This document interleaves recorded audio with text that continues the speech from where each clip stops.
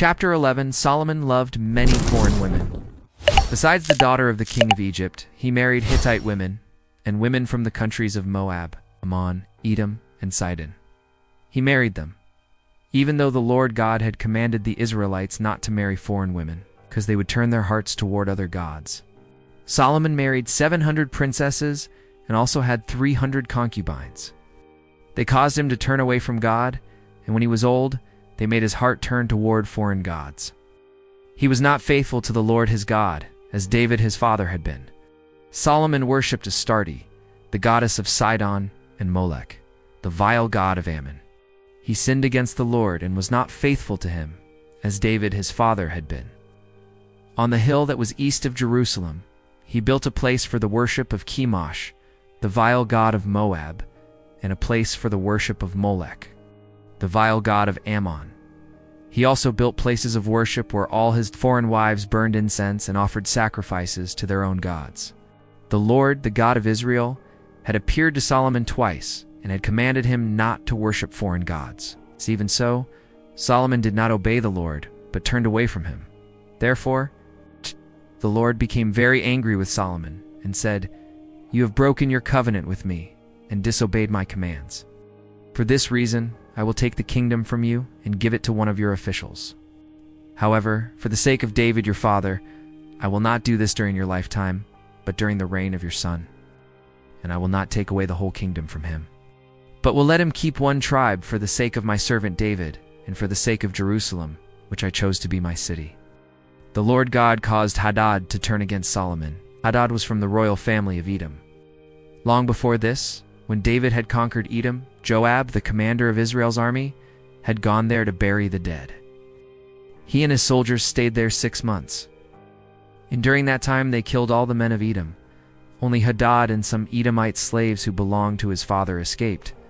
They fled to Egypt. At that time, Hadad was still a boy. They left Midian and went to Paran, where some men joined them. Then they traveled to Egypt and went to speak with Pharaoh, king of that country.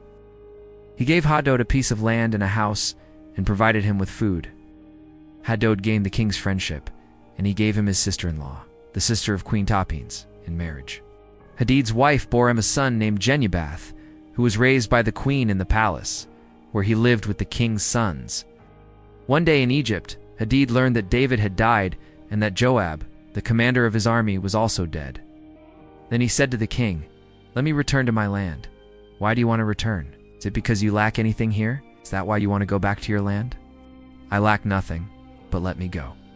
So Hadad returned to his land, and as king of Edom, he became a fierce enemy of Israel. God also caused Rezin son of Eliada to turn against Solomon. Rezin had fled from his master, King Hadizar of Zobah, and had become leader of a band of raiders. This happened after David defeated Hadizar and killed the Syrians who were his allies. Rezin and his men went to live in Damascus, and there they made him king of Syria. Rezin was an enemy of Israel throughout Solomon's life. There was another man who turned against King Solomon. It was Jeroboam, son of Nebat, from Zerida, in the territory of the tribe of Ephraim. Jeroboam was an official of Solomon, and his mother was a widow named Zero. This is the story of Jeroboam's revolt. Solomon was filling in the area on the east side of the city of Jerusalem and repairing the city walls. Jeroboam was a capable young man, and Solomon saw that he worked diligently. So he put him in charge of all the forced labor of the tribes of Manasseh and Ephraim. One day Jeroboam left Jerusalem on a journey, and the prophet Ahijah of Shiloh met him alone on the road in the open country. Then Ahijah took off the new cloak he was wearing, tore it into 12 pieces, and said to Jeroboam, "Take 10 pieces, because the Lord, the God of Israel, says the following: I am going to tear the kingdom out of Solomon's hand and give 10 tribes to you. Solomon will keep 1 tribe for the sake of my servant David and for the sake of Jerusalem, the city I chose out of all the tribes of Israel to be mine. I will do this because Solomon has rejected me and has worshipped foreign gods, Astarte, the goddess of Sidon, Chemosh, the god of Moab, and Molech, the god of Ammon. Solomon has disobeyed me. He has acted wrongly and has not kept my laws and commands as David his father did. But I will not take the whole kingdom from Solomon. I will let him rule as long as he lives, I will do this for the sake of David my servant, whom I chose, and who obeyed my commands and laws. From Solomon's son, I will take the kingdom and give you 10 tribes. But I will let Solomon's son keep 1 tribe, so that there will always be a descendant of David reigning in Jerusalem. The city I chose as the place where I should be worshipped. Jeroboam, I will make you king of Israel, and you will rule over all the territory you desire. If you pay attention to all my commands and live according to my will, doing what I approve and obeying my laws and commands, as my servant David did, then I will always be with you. I will make you king of Israel, and as I did with David, I will surely make your descendants rule after you. Because of Solomon's sin, I will punish David's descendants, but not forever. Because of this, Solomon tried to kill Jeroboam, but he fled to Egypt. Jeroboam stayed with Shishak, king of Egypt, and lived there until Solomon's death. All the other things Solomon did, his acts and his wisdom, are all recorded in the history of Solomon. He ruled 40 years in Jerusalem as king of all the people of Israel. Solomon died and was buried in the city of David, and his son Jeroboam became king in his place. Chapter 12. Rehoboam went to Shechem, where all the people of Israel had gathered to make him king. Jeroboam, son of Nebat, who had fled from King Solomon and gone to Egypt, heard about this and returned from there. The people of the northern tribes sent for him, and they all went together to speak with Rehoboam. Solomon, your father, treated us harshly and made us carry heavy burdens. If you make these burdens lighter and our life easier, we will be your servants. Come back in 3 days, and then I will give you my answer. So they went away. King Rehoboam consulted the older men who had been his father's advisors and asked, "What answer do you advise me to give to this people? If you are willing to serve this people well, give them a favorable answer to their request, and they will be your servants forever." But Rehoboam did not follow the advice of the older men, and instead consulted the young men who had grown up with him and were now his advisors. "What advice do you give me? What should I say to these people who are asking me to lighten their burdens?" "You must say the following: My little finger is thicker than my father's waist. Did he make you carry heavy burdens? I will make them even heavier. Did he punish you with whips? I will strike you with scourges." 3 days later, Jeroboam and all the people returned to speak again with King Rehoboam, as he had ordered. The king rejected the advice of the older men and spoke harshly to the people, as the young men had advised.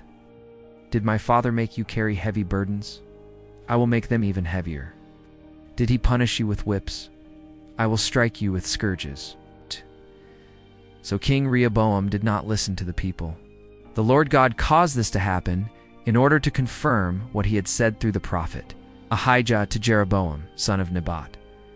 When the Israelites saw that the king would not listen to their request, they began to shout, "Down with David and his family! What have they ever done for us? People of Israel, let us go home. Let Rehoboam look after himself." And so the Israelites went to their homes, leaving Rehoboam as king only over the people who lived in the territory of the tribe of Judah. Then King Rehoboam sent Adoniram, the overseer of forced labor, to speak with the Israelites.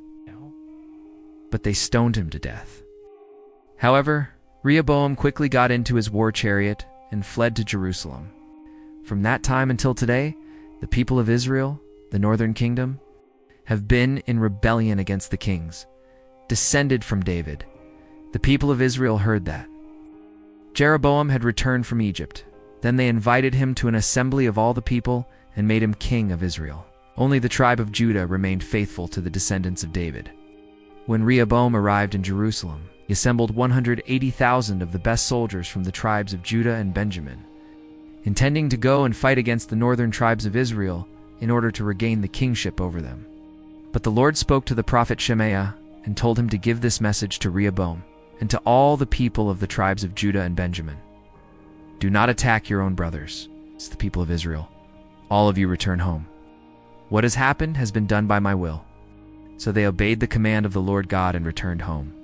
King Jeroboam of Israel built walls around the city of Shechem in the hill country of Ephraim and lived there for a time. Then he went out and built walls around the city of Penuel, and he thought, "The way things are going, if my people go to Jerusalem to offer sacrifices in the temple of the Lord God, their hearts will turn back to Rehoboam king of Judah, and they will kill me." So he made 2 golden calves and said to the people, It is too much for you to go up to Jerusalem to worship God. People of Israel, here are your gods who brought you out of Egypt. He placed one of the golden calves in Bethel and the other in Dan, and thus the people sinned by going to worship in Bethel and in Dan. Jeroboam also built places of worship on the hilltops and appointed priests who were not from the tribe of Levi. Jeroboam also gave orders for a religious festival to be held on the 15th day of the 8th month, like the festival held in the kingdom of Judah. On the altar at Bethel he offered sacrifices to the golden calves he had made, and in Bethel he appointed priests for the places of worship he had built on the hills. On the 15th day of the 8th month, the day he himself had chosen, he went to Bethel and offered a sacrifice on the altar, celebrating the festival he had created for the people of Israel.